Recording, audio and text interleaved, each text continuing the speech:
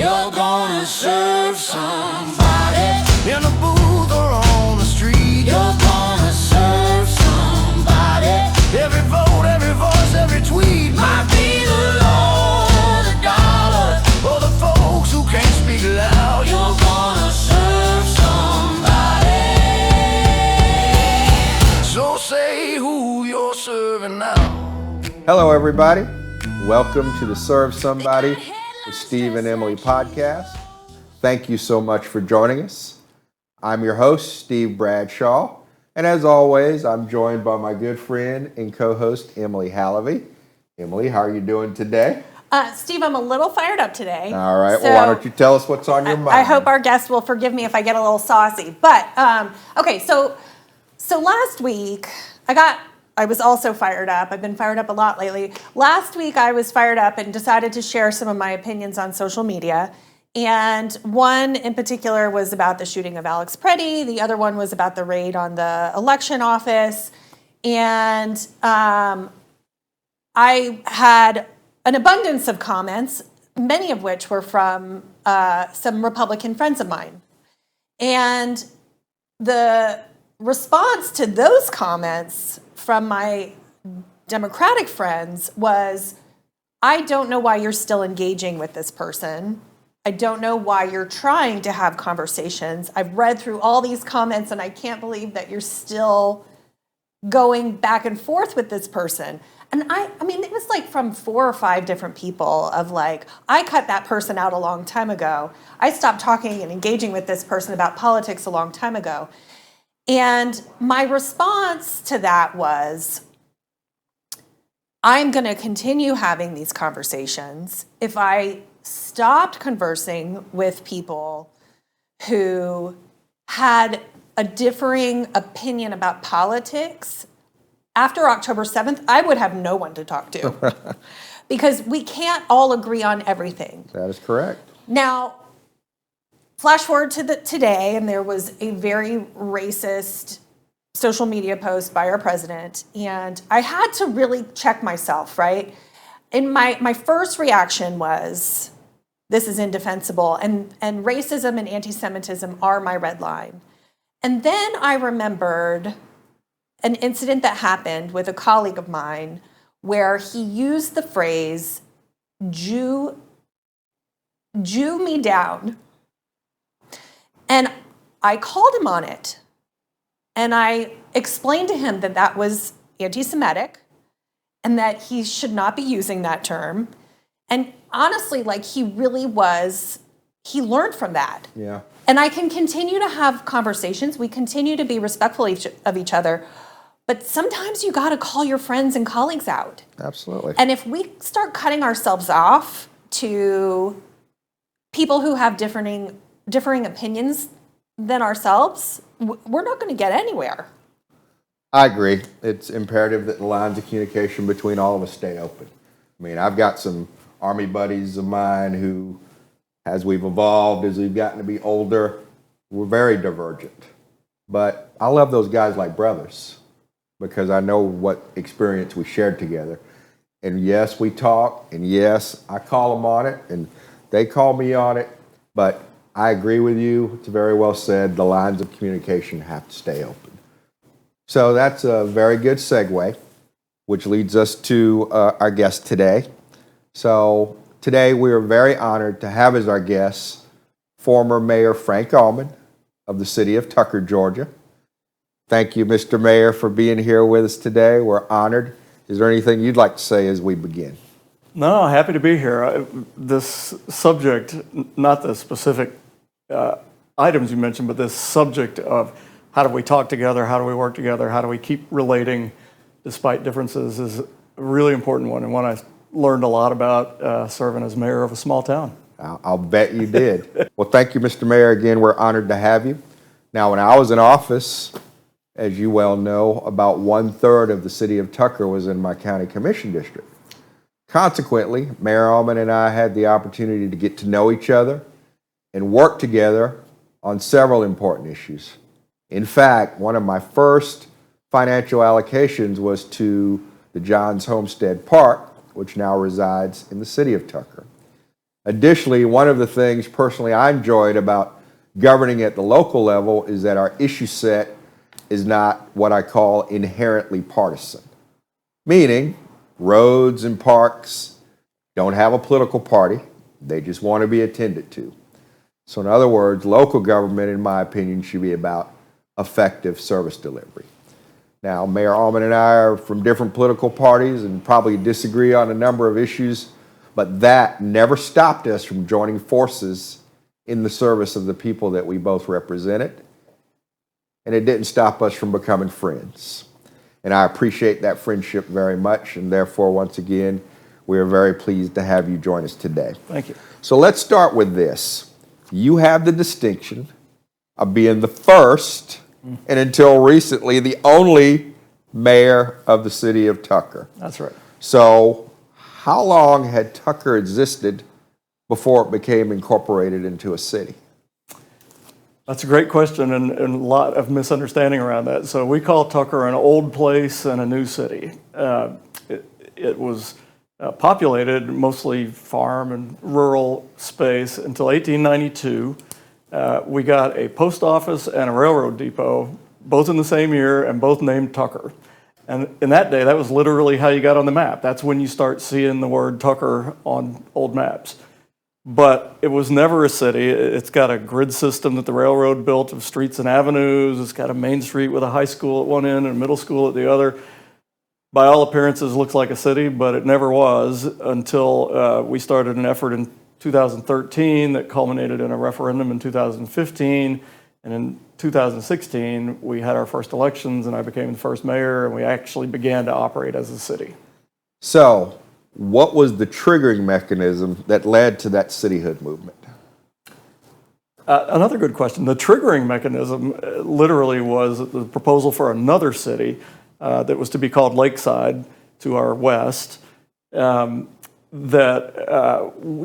heard a little bit of rumblings about, but one day they came, their organizers came to the middle school in Tucker at the end of February, just about this time in 2013, to present to the community what they were proposing and why it was going to be such a great thing. And part of that was the map of what would be this new city, which came to the corner of Fellowship and Chamblee Tucker and La Vista Road. Unless you've been there and you've spent time there, you don't maybe put all that together, but there's a rivalry between Tucker and Lakeside that is as intense as any rivalry there ever was, and had been long existing. And when they showed a map of a city that was going to be called Lakeside, that literally came across the street from Tucker High School, literally crosswalk, it set off some alarms. And there was a very strong reaction of, okay, what are we going to do? Are we going to fight it? Are we going to ask them to change their map? Lots of options. A group of us got together to discuss. And what came out of that was, we need to propose our own city. Tucker, we know where Tucker is. We know what Tucker is. And if we're going to preserve it, as opposed to it being kind of parsed out into other political subdivisions, we're going to have to be a city. And that was the triggering mechanism. There had been talk of cityhood for Tucker years before and some other things, but trigger is the right word. That was what sort of lit the fuse that caused people to sit up and take action. So walk us through that process. What if I were wanting to start a city today, what would be my first step? Well, you have to get a legislator to propose a bill for your new city, and that bill really is the charter. It's the proposed charter of a new city that includes everything from the borders of it, services it'll provide, how many elected officials, and all the details. That bill has to get through both houses of the legislature and be signed by the governor. And what it does is it calls for a referendum then of the people who live in the proposed map. It goes on the ballot, and all those people get a yay or nay. Shall we approve this city of Tucker, city of whatever it might be? It requires a majority vote, and if that happens, then you proceed to an election schedule, and it's quite there are many, many steps in the process. Now, I described that in 30 seconds. It took us 3 years to get through the legislature, partly because we were having, turf battles with this neighboring proposed city. But we spent, and there were a lot of people involved. My particular role with one other colleague who Steve knows was to be at the legislature advocating for that bill to get through. There was lots of other work that had to take place at home, but that was my particular role in the process. So what was the final vote with the community? Our referendum in November of 2015, we won with 74% of the vote, which is any election, especially today. Anybody that gets 74% on anything, that's a landslide. Yeah. It was the highest margin of approval of a whole string of new cities was proposed over a period of 10 or 12 years. So there was a lot of momentum, a lot of excitement about Tucker being officially a place like that. Did Lakeside ever happen? Lakeside lost. The vote was on the same night, and so all the people in Lakeside only had a yes or no on Lakeside, and all the people in Tucker likewise. They lost that vote by 139 votes, I think, out of 10,000. It was extraordinarily close, but the vote failed, and so all that area remains unincorporated. It's unincorporated DeKalb County that people like Steve serve from the county commission. Fascinating. Yeah. What would you say the largest obstacle was in terms of the process you all went through in forming the city? I would say the two things we heard most were, first of all, especially at the legislature, was, wait, I thought Tucker was already a city. I mean, we heard, what? You want to... And so we began there explaining, well, it looks like it, sounds like it, you've heard of it, you've been to Matthews Cafeteria and Cofer Brothers, but it's not a city, and we need to be a city for these kinds of reasons. So we heard that a lot. Mm-hmm. From the community especially, we heard, oh my gosh, not another layer of government. Why are we going to duplicate these services? My taxes are going to go up, things like that. And that was not the case, but fair questions, and it took a lot of community work to get that across.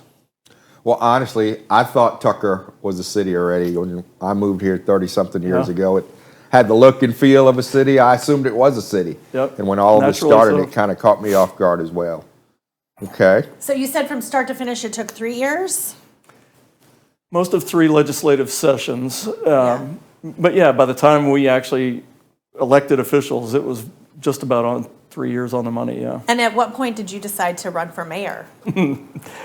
Well, you might have to ask my wife. But, it's kind of funny because there was a sort of a core group, a small group that was leading this effort, and a little bit wider group, and then a much wider community group. And on the night that we won our referendum, those of us in this core group had not discussed running for office. We were focused on getting the referendum passed, and whether Lakeside would pass, that had some bearing on what would become of us. And so we literally began talking about it that night, and it said, somebody's got to be on this city council. In my case, I thought about it. I had a lot of people talk to me about it. There were a couple of others who could have. There were people who had not been involved in any of this at all saying, oh, I could be mayor. I'm going to run for mayor. And Gay said to me at a certain point, after a lot of thought about it, a lot of deep soul searching, she said, you couldn't really just walk away and leave it to somebody else now. You've done what you've done. Could you really just stand on the side and watch somebody else do it? And her support in that way really was what tipped the balance, and off we went. Nice. She claims that I did a radio interview with Rose Scott right after the referendum. Yep. I was there, of course, but so was she. Mm-hmm. And she says that I told Rose Scott, no, I was not going to run for mayor. I would never run for mayor. And I say that I said, I don't know, I'm not thinking about that right now. So somebody should watch the tape, I suppose. Right. So had you ever run for office or considered running for office before that point? I had run one time 10 years earlier. Speaking of being friends with people you differ with, we had a state senator named Steve Henson, who, longtime state senator, leadership, all of that. And there was an occasion in 2006 where I felt like he needed an opponent, and I put myself out there. It was a great learning experience. I was never going to win that race, and frankly, Steve continued to do a great job. So he and I have since, he lives 4 doors down from me now, and he and his wife and mine are all friends and see each other regularly. So yeah, well, it's interesting you say that. I've known Steve Henson for almost as long as I've been here, and He's a great guy, as you are, and it's good that you guys are friends as we are. Yep. And it's interesting you talk about your wife's influence. I tell people all the time, don't run for office unless you nail down that first vote, Yeah. which is Yeah. the person that you live with. And not just begrudgingly, okay, go ahead. They're going to be in it whether they think absolutely. so or want to or this not. road is hard on spouses and families. Yeah. I think it's underestimated how hard it is. Yep. All right, we'll diverge a little bit and bring the lens out a little bit wider, but I'd love it if you shared with us how you would describe your own political philosophy. Well, I mean, I grew up a conservative, came by it honestly, you know, formed my own view and all that. I never, you know, I say I ran in 2006. That was a partisan race, and it had more to do with, you know, that guy's going to run unopposed again. Somebody ought to be, you know, bringing up the other side and representing and all that. I never considered or thought, I had never lived in a city limits until Tucker came along. So it's not like I grew up dreaming one day of being the mayor of a small town.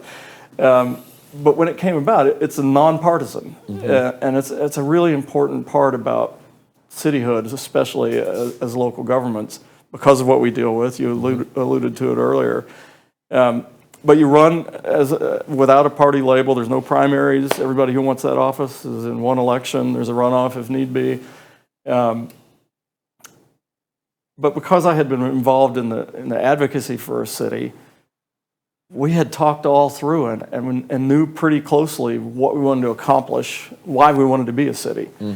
And so it was much more, I have that vision. I know what the job is, and I think I can do it. And it's a lot less about politics, and especially in the early days of the city, it didn't even come up. It just wasn't even a part of the conversation because, as you said, we're building roads and parks, keeping the place clean, safe, looking for economic development, make the place somewhere attractive for businesses and residents. None of that really touches on whether you're a Democrat or Republican, liberal, conservative. So how would you say that approach bore out during your tenure as mayor, your governing approach, your philosophical approach?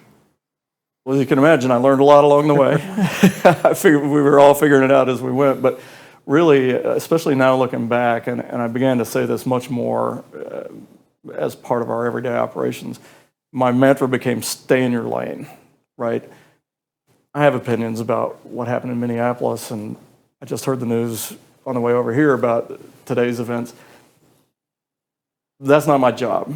I can comment on those things, but it detracts from my ability then to go into a meeting with people who have all their own opinions and talk about road paving projects or capital expenses.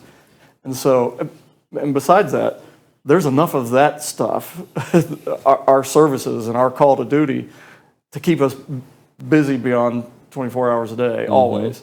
And so it was really important for me as a leader and as a governing authority to keep us focused and stay on what we're there for.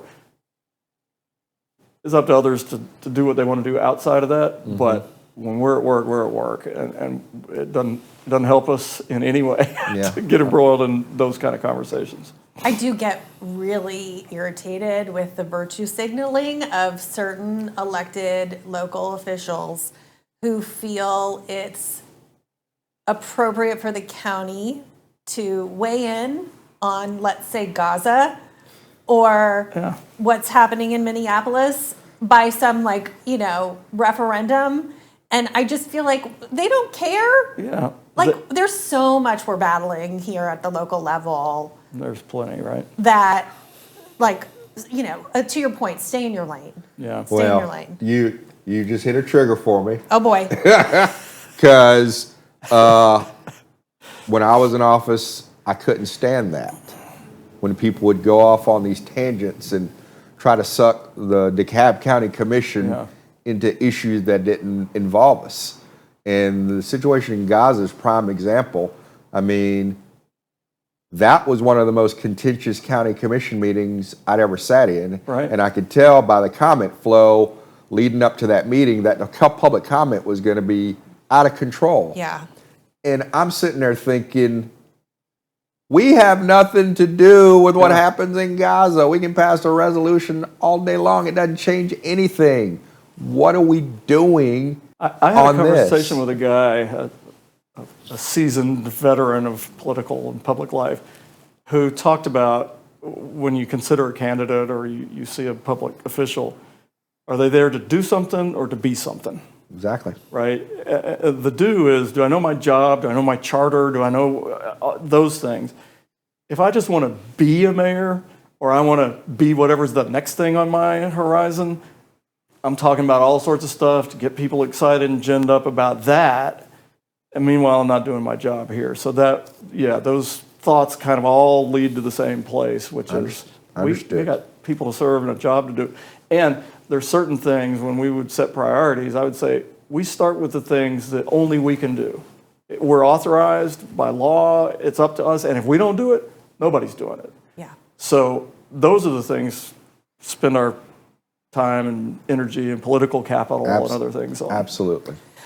So to bring it around to a little bit of partisan politics, I understand that you used to be the chair of the DeKalb GOP, is that correct? Yeah, in fact, that was part of the whole cityhood thing. I had just finished 2 terms being chair of the Republican Party. And to your earlier question, cityhood, because it has to get through the legislature, although DeKalb's delegation is, today it's 100% Democrats, but the legislature is dominated by Republicans. And so when this issue came up, I thought, well, you know, I can help because I know the Republicans in the legislature, and that's who we're going to need. Turned out not to be exactly the case, but that was what I thought, and it's what got me involved in the very beginning. Well, tell me about your role as chair of the DeKalb GOP. Well, I mean, in some ways, it's a administrative thing. You know, we qualify candidates, and we, you know, represent the party's views. As a chairman or as a local party, it can be a lot of things. There's a lot of being out front. It's the hyper-partisan side of politics. I mean, that's what the party is. Candidates within that may be more or less, you know, inclined to one side or the other, but most people think of the party as being, that's where partisanship happens. We're recruiting candidates. We're making sure that we're represented on all of those platforms that are out there. My time there, the Republican Party in DeKalb was tiny little fish in a great big pond. So it was not a super competitive playing field. It's still not, although they've made some strides in recent years. Well, tell me about the challenges that you faced in your first term as mayor versus your last term as mayor.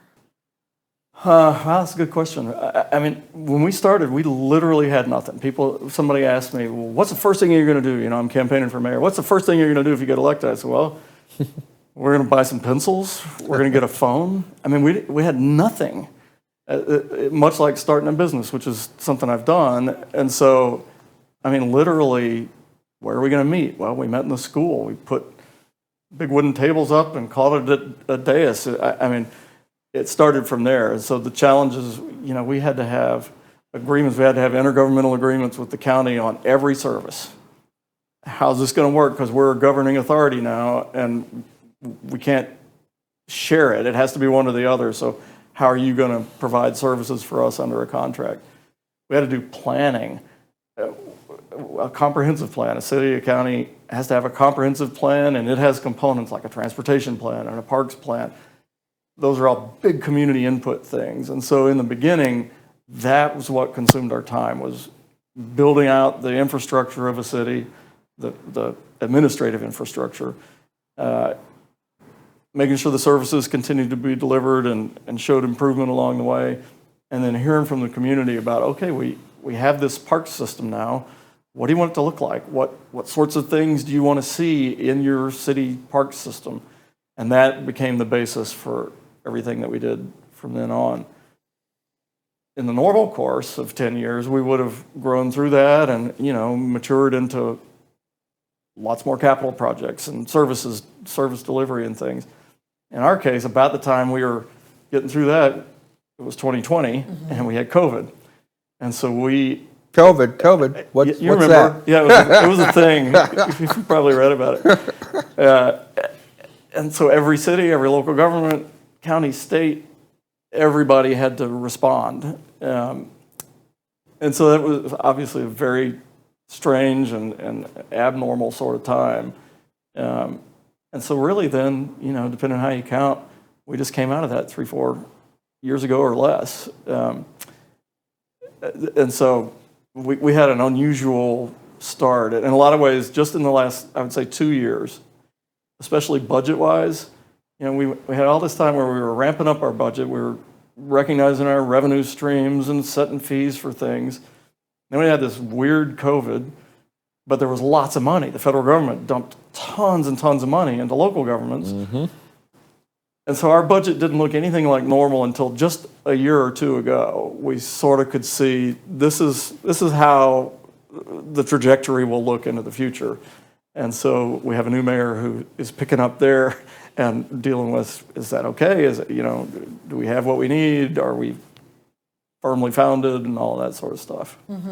Well, I've witnessed a big shift in the demographic of Tucker, just like a politically demographic shift in Tucker, more liberals moving out of Decatur, let's say, and moving into Tucker. Have you seen that shift? Do you think that a Republican could still win office in Tucker? And two, what was the most contentious issue that you faced during your tenure from a political standpoint? Yeah, well, there's a lot in there. I think, and I haven't looked closely at it, politically, Tucker's pretty close to DeKalb as a whole in that votes about 85% Democrat in presidential races and Senate races and things. Tucker does, as does the county as a whole. So I haven't seen a big shift in that way. But no, I don't think a Republican running as a Republican could get elected in Tucker today. But that was all part of the point, right? Okay, yeah, it was no secret, my own philosophies and where I had come from in that way. But the question, and I think the people at Tucker got it, was what we've just been saying. Is this a guy, we've seen him working on behalf of the city. He's been speaking all over town. He's been part of all these things. Is that a guy we could trust to do the right thing for Tucker as a local governing authority? And over time, the answer was yes. I mean, I ran 3 times. So I ran in the first election. I had a couple of opponents who were not well known and had not been part of this effort. The second time, I ran unopposed. So the mayor of Tucker is entitled to, or allowed to, 3 terms. My first one was about 20 months, but that counted because then we ran into the regular election cycle. So I had to run again. I ran unopposed. And then 4 years later in 21 was my third race. And by that time, that was in the middle of COVID. It was following George Floyd. There were all kinds of things at play then. And so it became much more of a subject, but part of our effort was to still say, yeah to all that. But Tucker's still Tucker. It still needs roads and parks and all those things. So yeah, there were 3 very different sorts of environments. So I'm going to wade into an issue that I know did get contentious, which was the non-discrimination ordinance. And I simply want to hear your perspective on it, how it went down. And I know it was passed in summer of 2023. What's been the effect since then? Well, in any literal or sort of implementation kind of way, 0.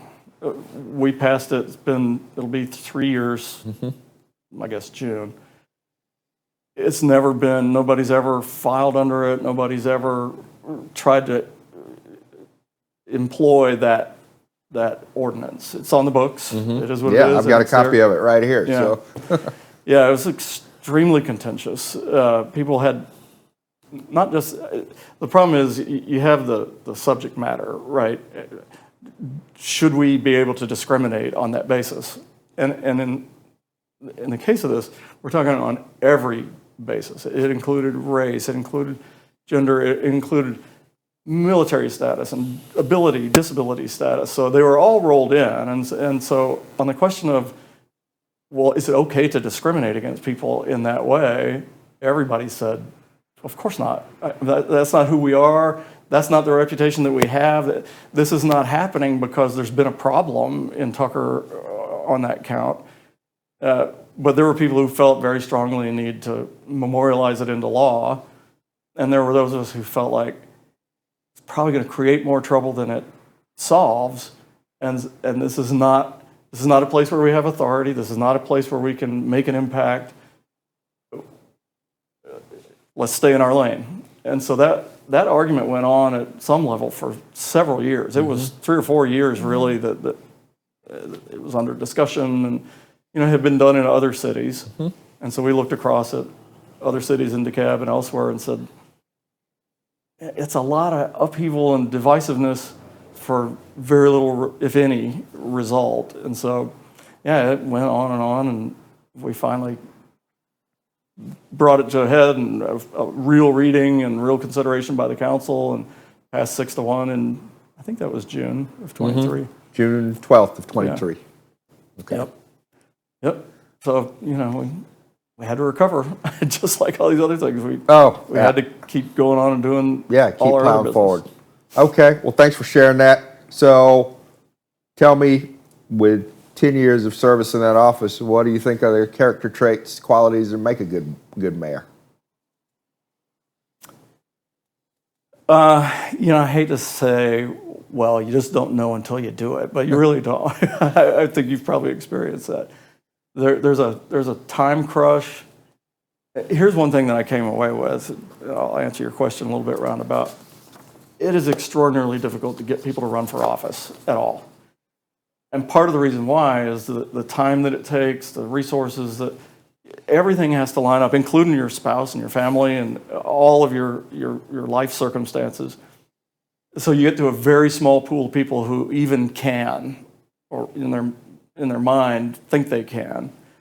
Then you have to get somebody who's willing. Then you have to get somebody with the right orientation, doing it for the right reasons. And so one of the things that I've come out of office with is a real determination to help recruit people to run for office, especially this kind of office. People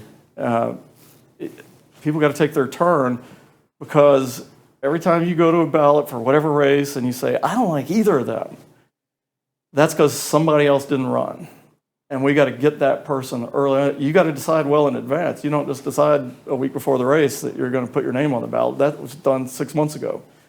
So part of what I hope to do is help people understand that, encourage them to do it despite all the difficulty and the hard stuff, because it really does matter. And the local government, I can't think there could be any more gratifying office to serve in. Because when you build the sidewalk or the park or whatever it is, when you help public safety and people feel better and the streets are lit, and you plowed that through the council and you found the money and made it happen, and now you get to enjoy it and you get to see other people enjoy it. And you get heat for it too along the way. I know in Avondale, here in Avondale, I mean the street project has been a bear for the last 2 years, and I know Mayor Auman and the commissioners have taken a lot of heat, but we're now on the other side of that, and it's it's beautiful. That's something we learned. Anything like that, there's going to be opposition. Maybe a lot, maybe a little, but there's going to be some. And at some point, you're there to make decisions, right? You don't get 100%. You don't get full consensus. And there comes a point where you have to say, we're going to do this because we think it's the right thing to do. And when we get through and it's over, even the people who opposed it are going to see, oh, I get it. And so there's a lot of that kind of stuff that you just have to sort of suck it up and hope that you were right. I mean, sometimes you're wrong. I was wrong once.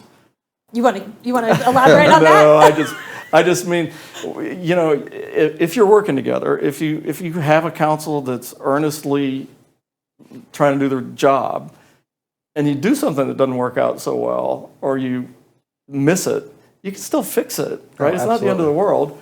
But in the moment when you're making those decisions, people are telling you it's the end of the world, and you're getting this wrong. You know, Yeah. I know Mayor Elmore. People might be interested to know there's I call it a mayor's club. It's really not, but it's called the DeKalb Municipal Association, and the mayors of all the cities get together to talk about best practices and common issues and ways that we can work together. And so we hear and learn some from each other, and it's helpful. And It's you'll a great recall, way to Frank, when I collaborate. was in office, I would convene Yeah. the mayors in my district on, I think it was a quarterly basis, maybe every couple months, but I found that to be very effective, and Yeah, hope it was- y'all did too. Super helpful, and that was even separate from DMA Yeah, that's itself. right. Yeah, that was the mayors who Steve represented at least a part of their city, because there's a lot that goes between the cities and the county, and we got to be able to talk about it. We got to have a representative who understands. He has lots of different constituents, and Absolutely.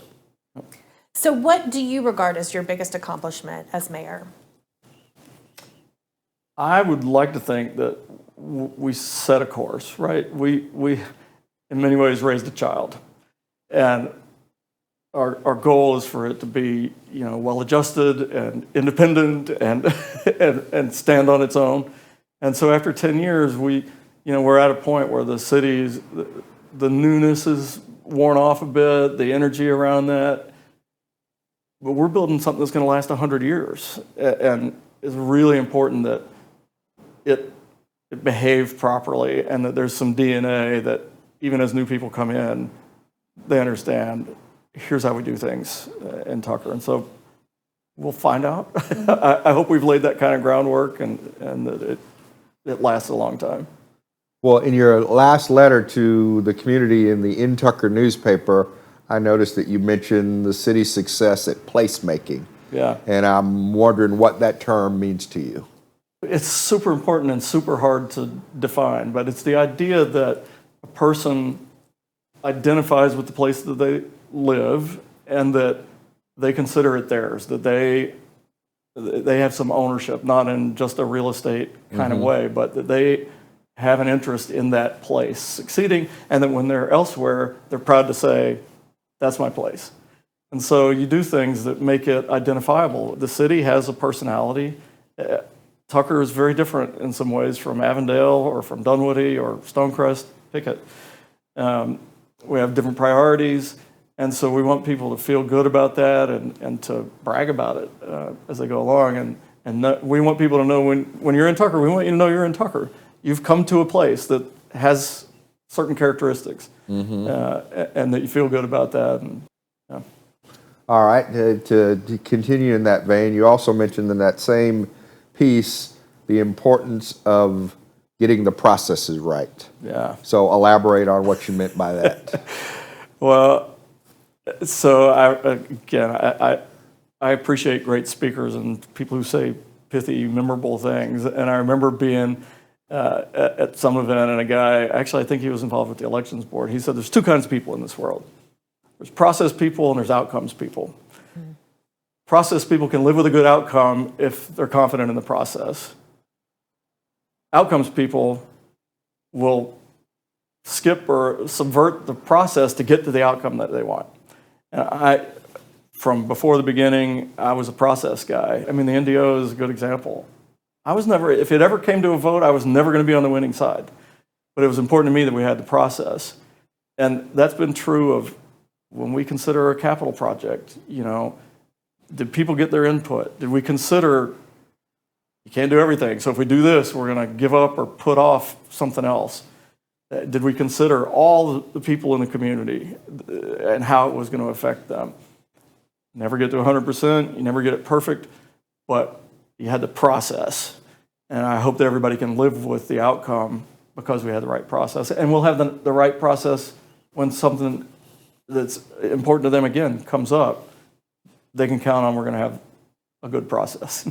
Excellent. That exact point has been on my mind a lot lately as we're kind of like careening into this authoritarianism, and that's not like partisan, that's on both sides of the aisle, that I've witnessed people are way more focused on outcomes. It's like everybody's gotten so impatient that they just want the outcome and they don't care about the process. It's like throwing the baby out with the bathwater. And especially with respect to the Constitution, and we have a structured government in place for a reason. It just drives me a little crazy when people want to forego that process. Yeah, it's hard to see the way things get done when you know the Constitution and how they were designed to get done. And the problem is, you can rush to your outcome, but it's going to bite you because then you can't fall back the next time and say, well, here's how it's supposed to go. It's a free-for-all at that point to get to outcomes. And it becomes, I think it's part of why we're so, there's always been partisanship. There's always been, people in camps behind this president or that Congress or whatever. But the part of the reason that we're so close, we have so many super close elections, is that. And when I win an election with 50.2%, brother, that's a mandate for me to do all of everything I ever wanted to do because I won the election and I'm in charge now. Because guess what? Next time, the other guy's going to win with 50.3%. And he's going to say, I have an even bigger mandate than that guy. Now, and we're going to undo it all. We're going to go. Right. So it's a spiral. It drives me crazy, and it's kind of a divergence. And it'll be a rant for another day that we can dig into. But the undoing and the mandates and the swings back and forth and the outcome-oriented prioritization versus the process is just, I think that's the root of why things are so disjointed right now. And speaking of outcomes, just to go back to our questions, is there anything specific that you wanted to get done that you were not able to get done, or maybe that you'll, in your time now as a civilian, you'll kind of fight for to get done at City Hall? No, I don't have regrets or something like that in my mind. The timing worked out. Steve, you were at the opening of our new downtown park. Mm-hmm.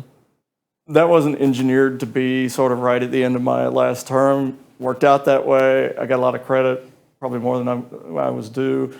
But that was a great moment to have finished that and set it off. But the city still has a ton ahead of it. We're what's called a limited services city, which means there are only certain services that we provide directly, as opposed to most cities.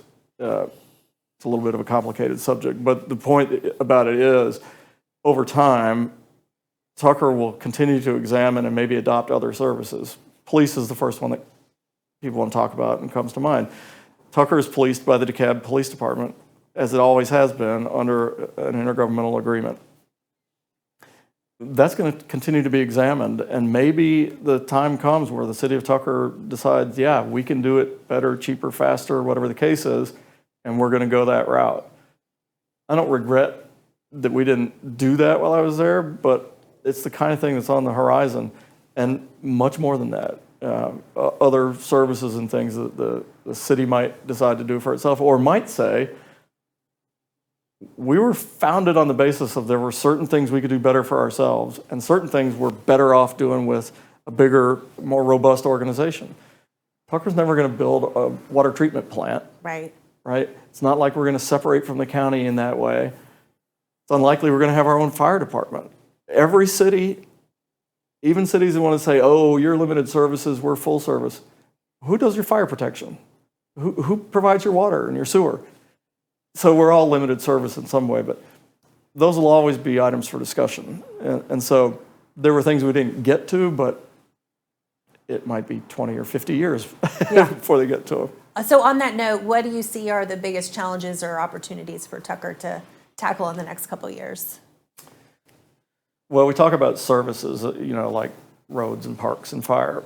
The one thing that cities do, and I think are uniquely positioned to do well, it's not a specific service, but we call it economic development. It's a big category, big definition, but it means bringing businesses and amenities to the city, bringing people to the city because it's a place where they want to be together. There are jobs. My shorthand for my vision for the city was that it would be a place where a person could live, work, play, and pray their whole life. The length of it, the breadth of it. And that means if I want to live and work in the same city so that I don't have a huge long commute, that's what I want to do. Well, that means the city's got to continually work on bringing jobs and employers close into the city. If I want to eat at nice restaurants in the town where I live and not have to drive to Avondale or Decatur, it's the city government that can encourage that and build the infrastructure and be friendly to businesses and have processes that they're happy to get through because some other place gives them a hard time. So there's a lot of intangibles like that. But in the big picture, that's why roads and why parks and why stormwater, traffic lights, road maintenance, get rid of the potholes. I think we paved 137 road miles, primarily as a result of SPLOST, which passed just about the time we became a city. People see that, and people outside Tucker say, man, I drove into Tucker, and the road was like glass. It came out of my place, and it was all full of potholes. So it's very unglamorous stuff that leads a lot to quality of life and makes people happy to live in that place, call it economic development or quality of life. That's what cities do, and they're uniquely positioned to do it well. Yeah. So who would you say your political heroes are, Frank? Or people, maybe not the word hero, people in the political realm, past, present, who you've admired, looked up to, maybe even tried to model yourself after? Well, my first vote for president was Ronald Reagan, actually in his second term. But I was in high school when the whole Reagan Revolution came along, and he talked a lot about small government and staying in your lane. Federalism, the idea that it's not a hierarchy.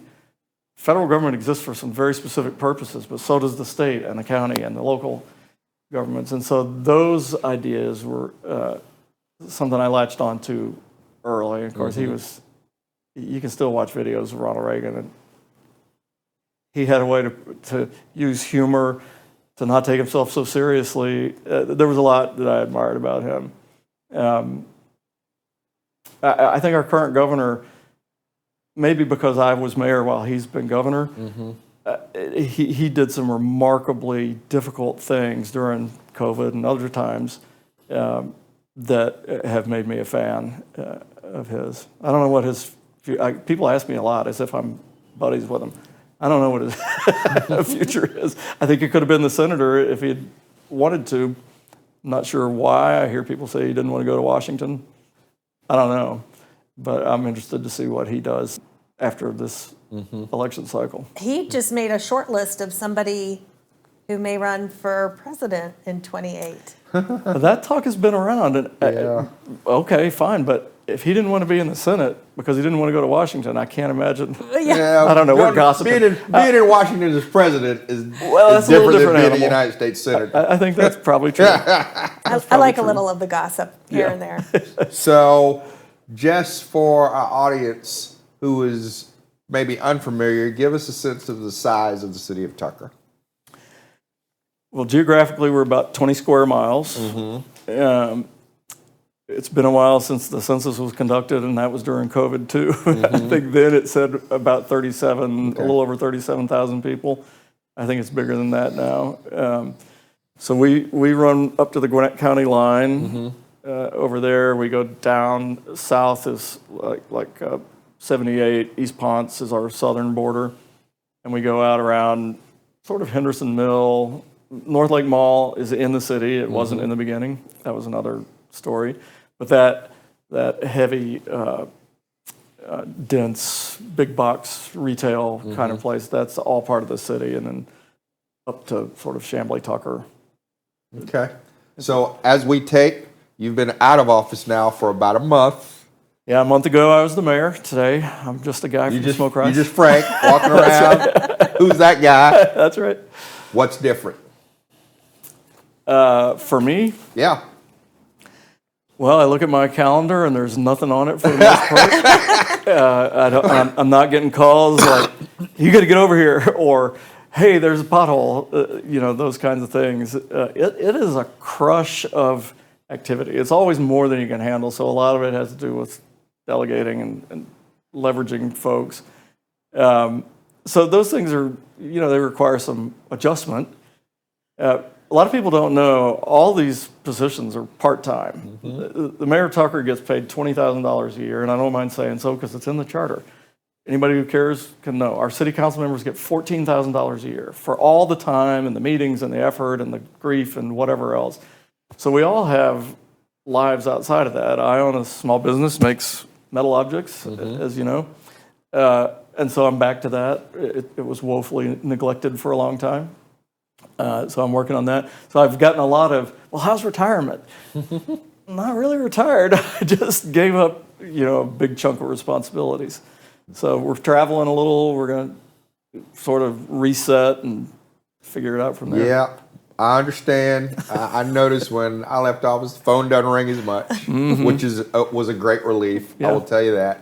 And having time, like, what I'll call discretionary time, has been really joyous. Yeah. Because I will tell you, and I'm sure you know this, you could fill your weekends with stuff related to the office that you hold. And I did. Oh, and it quite a really bit, is. When I look at a weekend and there's nothing scheduled, and it's like, I know, it's wait, amazing. I could go out of town. Yeah, whatever. So yes, there's good in it. As I say, it was gratifying work, but after 10 years, it needs some new energy and fresh eyes and those things. So it's all good. Do you have any future political plans? I do not, and you asked me plans, so I'm telling you truthfully, I don't have any future political plans. You never say never, and I don't know what the future might hold. There's a lot of ways that I could, I think, contribute without running for office, so we'll see. Well, you brought up the governor, and of course, we have a big governor's race coming this year. Yeah. Do you care to share who you're supporting or who you have your eye on? No, honestly, it might be hard to believe. I paid a lot of attention to what the governor was doing because I was the mayor, but the political side of it, again, I stayed away from it as best I could because it doesn't help the city of Tucker. It doesn't help me as the mayor to be involved in that, and so I'm kind of reorienting myself. There's several people just on the Republican side running. There's going to be a big primary for lieutenant governor. There's a big change coming. Everybody's running for something different, which means a lot of leadership and committees and the legislature and elsewhere are going to change for sure to something. So it's a tumultuous time. For sure. So you said something that I used to tell my students all the time when I was teaching at Georgia State, which is there are plenty of ways to be of service without necessarily putting your name on a ballot. Yeah. And I believe that, and I'm sure you will carry on to be of service now that you're no longer the mayor. Yeah, well, along the way, I served 9 years on the state board of the Department of Human Services, which runs DFACS and foster care and a variety of things. I was vice chairman of that board. There's a lot of good. There's a lot of work to be done. Right now I serve on GRETA, which is the Georgia Regional Transportation Authority. It decides about tolls, decides about big developments that are going to change traffic and have a big impact. There's a number of things that get done there, and people don't know, that all these things exist. But yeah, it's real value that. And to that point, I currently serve on the State Workforce Development Board, so you're absolutely right. The work continues. I've been told the governor of Georgia, whoever he or she happens to be at a given moment, in one definition is the second most powerful governor in the country. Our governor gets 5,500 or so direct appointments to boards like we were just talking about. Wow. And that's a gigantic kind of influence when a person comes in to put people in that are aligned with their ideology or views or precepts, whatever it might be. So yeah, there's a lot of work that gets done by those boards and commissions, volunteers, all. Absolutely. Very few of them get paid anything. Maybe their parking is paid for, but that's about it.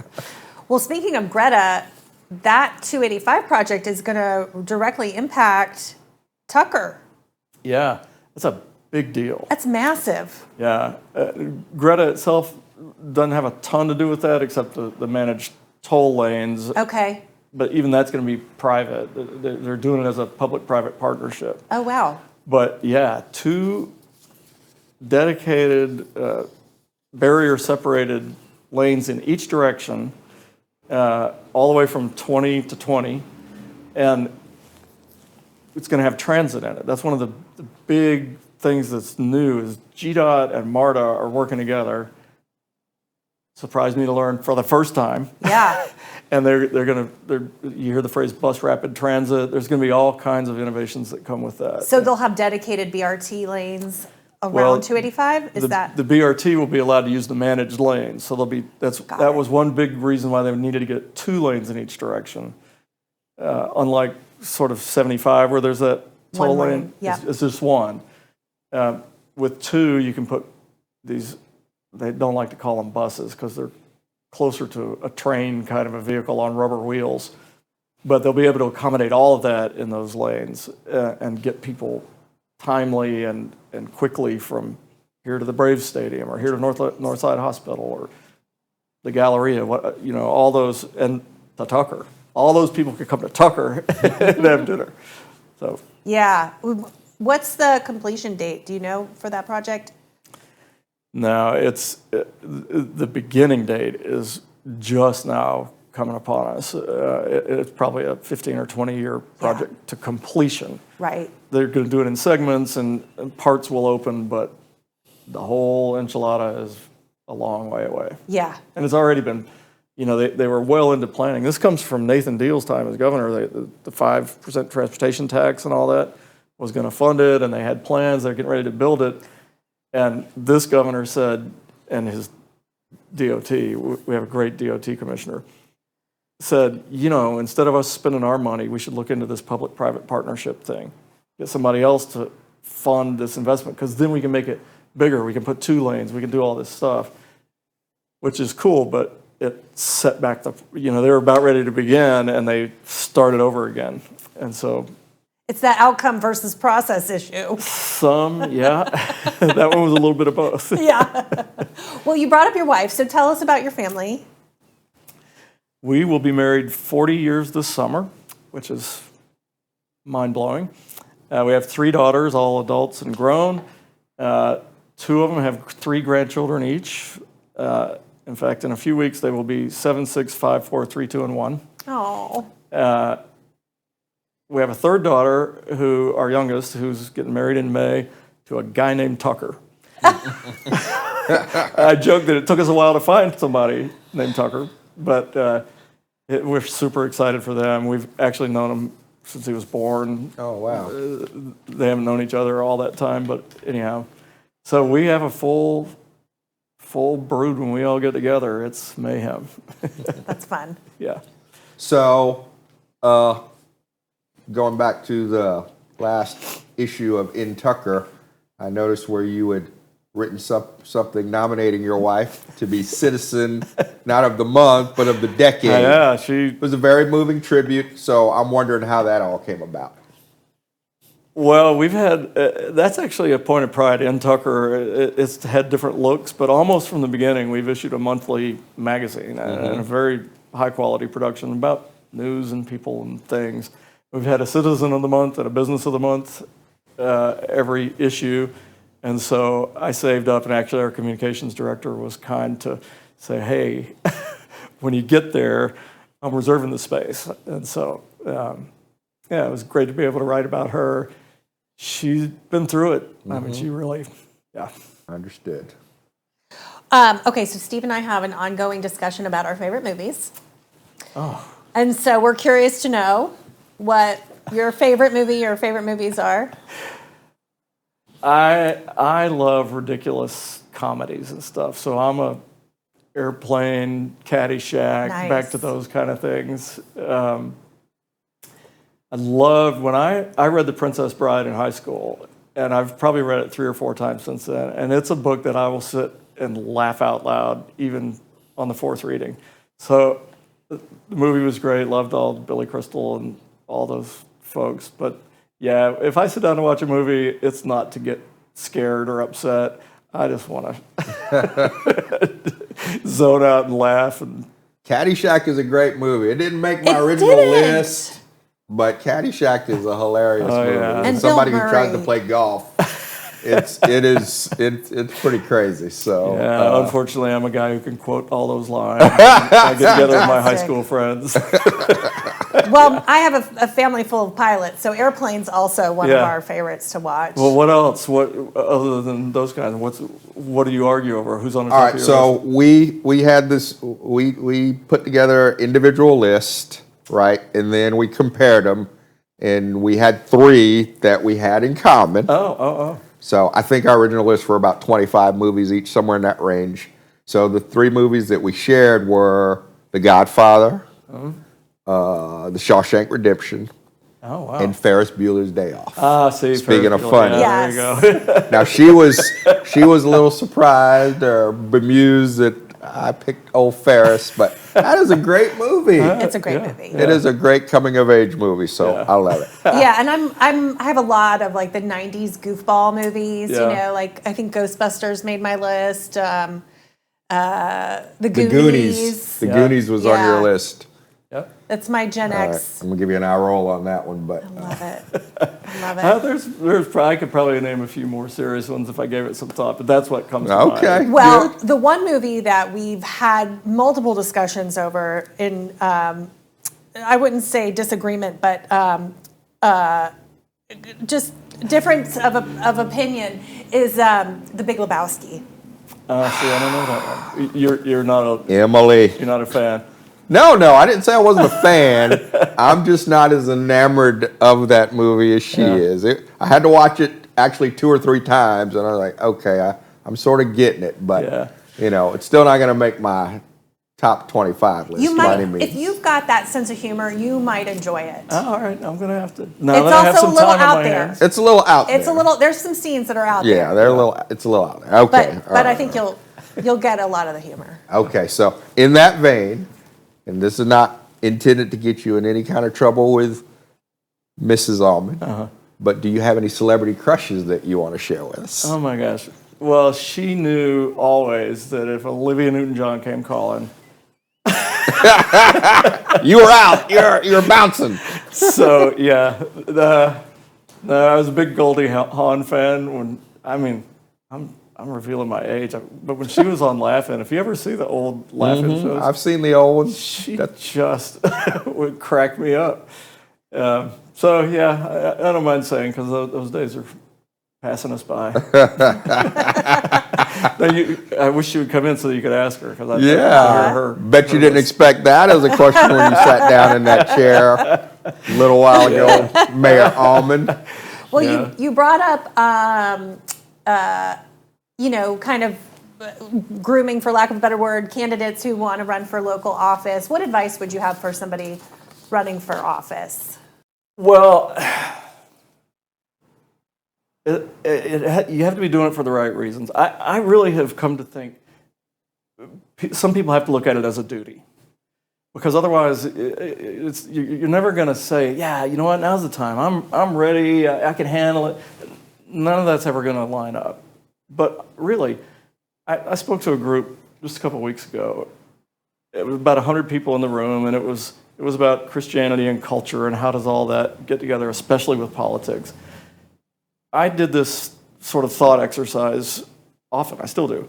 Suppose the 100 of us found ourselves in rural Georgia 200 or 300 years ago. Why would we form a city? And who would we put in charge? And what would we think about in that case? If you're going to put me in charge and you're going to give me some authority over your lives, you need to know you can count on me and I'm going to stay in my lane, that I'm going to do the right things for the right reasons. But I can't do it forever.